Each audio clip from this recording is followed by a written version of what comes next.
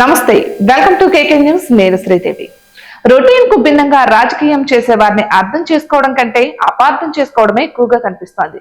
రాజకీయం చేయడం అంటే ఫలానా ఫార్మెట్ లో మాత్రమే చేయాలన్న భావన ప్రజల్లోనే కాదు, రాజకీయ నాయకుల్లోనూ, చివరకు మీడియాలోనూ ఒకలాంటి తప్పుడు భావన ఉంటుంది. అందుకే అలాంటి స్టీరియో టైప్ తీరును బద్దలు కొట్టేవారు వచ్చినప్పుడు మాత్రం వారి విషయంలో తప్పుడు వ్యాఖ్యలు చేయడం కనిపిస్తుంటుంది. జనసేన అధినేత AP deputy CM Pawan Kalyan విషయానికి వస్తే ఇదే తీరు కొట్టొచ్చినట్లుగా కనిపిస్తోంది.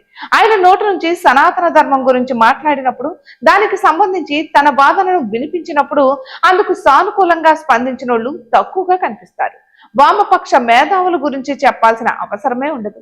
సనాతనం, ధర్మం, హిందూయిజం గురించి మాట్లాడిన అధినేత ఎవరైనా సరే బ్లాక్ లిస్ట్ లో వేసినట్లుగా వారి వ్యాఖ్యలు ఉంటాయి. అయితే పవన్ కళ్యాణ్ విషయంలో ఎప్పటిలానే మరోసారి తప్పు జరిగిందన్న విషయం తాజాగా ఆయన చేసిన వ్యాఖ్యల్ని శ్రద్ధతో విన్నప్పుడు అర్థమవుతుంది.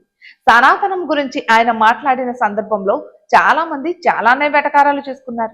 పెద్దగా సీరియస్ గా తీసుకున్నది కూడా లేదు. కానీ తరచూ ఆయన మాట్లాడే సనాతన ధర్మం, దానికి సంబంధించిన అంశాలు ఇప్పుడిప్పుడే సీరియస్ గా ఫోకస్ చేస్తున్న వారి సంఖ్య ఎక్కువ అవుతుంది.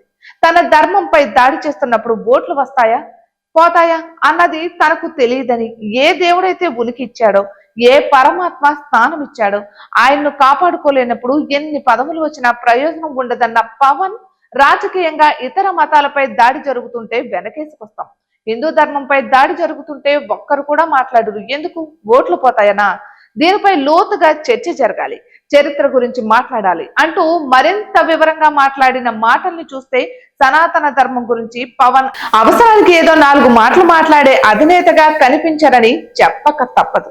ఇటువంటి మరెన్నో వీడియోస్ కోసం కేకే న్యూస్ తెలుగు ఛానల్ ని సబ్స్క్రైబ్ చేసుకోండి.